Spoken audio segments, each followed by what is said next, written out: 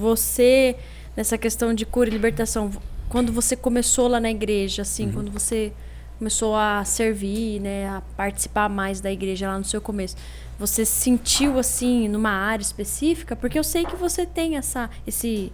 Como que é? É um chamado seu? Você trabalhou? Você serviu há muito tempo nisso? Como que essa parte de cura e libertação? Boa pergunta. Então, quando a gente fala de cura e libertação, a gente está falando de tratar as questões que envolvem a nossa vida espiritual e a nossa vida como indivíduo. Né? Então, às vezes, na parte de libertação, a gente tem influências espirituais que estão na nossa vida. E a gente tem que trabalhar isso, tem que lidar. Né? Colocar isso debaixo do senhorio de Cristo, enfim, fazer uma série de coisas. E a parte da cura interior, que eu acho que é o ponto assim muito, muito crucial, que tem a ver com as feridas da alma, com a nossa, às vezes, lidar com a nossa forma de enxergar o mundo, trazer isso para o padrão bíblico e tudo mais. E eu não conhecia muito disso. Na verdade, de novo, eu não cresci na igreja, e fui para rave, né? Me converti lá em 2010, junto com a minha esposa. Minha filha tinha 3 meses, a gente começou a caminhar, a gente começou a conhecer sobre cura e libertação, porque a igreja que a gente estava em São Paulo tinha uma conexão com outro ministério. Por exemplo, não existia um ministério de cura e libertação lá em São Paulo. Não tinha.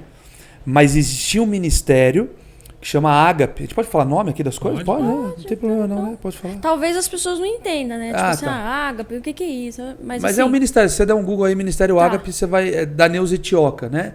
É uma senhora... Nossa, Neuza, eu já vi vários vídeos. Que faleceu, né? Ela já faleceu e tal, mas ela tem muito vídeo dela na internet, muita coisa. Eu já ouvi falar. Neuza Itioca.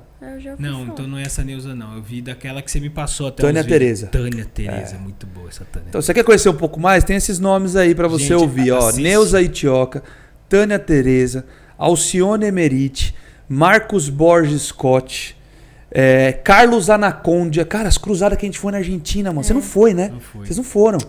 As cruzadas que a gente foi na Argentina, cara. Eu te mostrei os vídeos. Eu vi vários. Eu te mostrei alguns, né? Da galera, tipo, indo pra ser ministrada. Tipo, cara, milhares de pessoas. Carlos Anacondia? Carlos Anacondia, um senhorzinho argentino. Eu vi um testemunho do... Não sei quem falando em algum podcast que viu pessoalmente.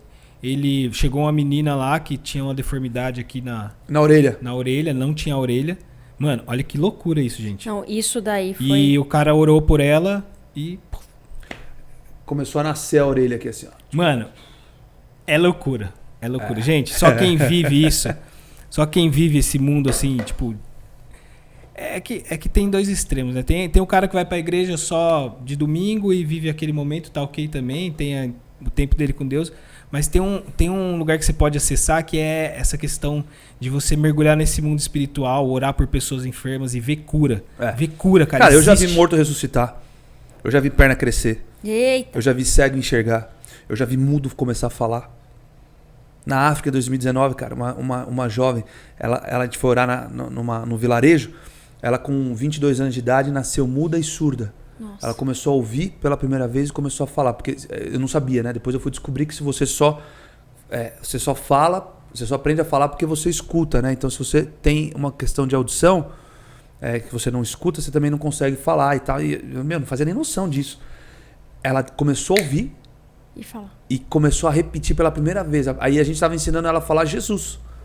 Imagina que ela, era como se fosse um bebezinho aprendendo a ouvir, né? Eu vi esse vídeo. Você viu? Eu te mostrei, né? Ela começa a escutar, ela começa a chorar assim. Eu quero ver, eu não vi. Tá aqui no meu celular. Ela começa a chorar, mano, e tipo, começa a ficar assustada, né? Que ela nunca tinha escutado. Ela começa, tipo... Aí a galera, você tá ouvindo? Ela... Tá ligado? Cara, perna crescer. Olha que coisa mais louca. Como que foi essa? A pessoa... Não, várias vezes. Tipo, as pessoas têm muito problema de coluna porque às vezes uma perna é maior que a outra. Uhum. Mas eu não tô falando que a pessoa, tipo, né, tem 1 metro de diferença, assim, tipo, às vezes são centímetros de diferença.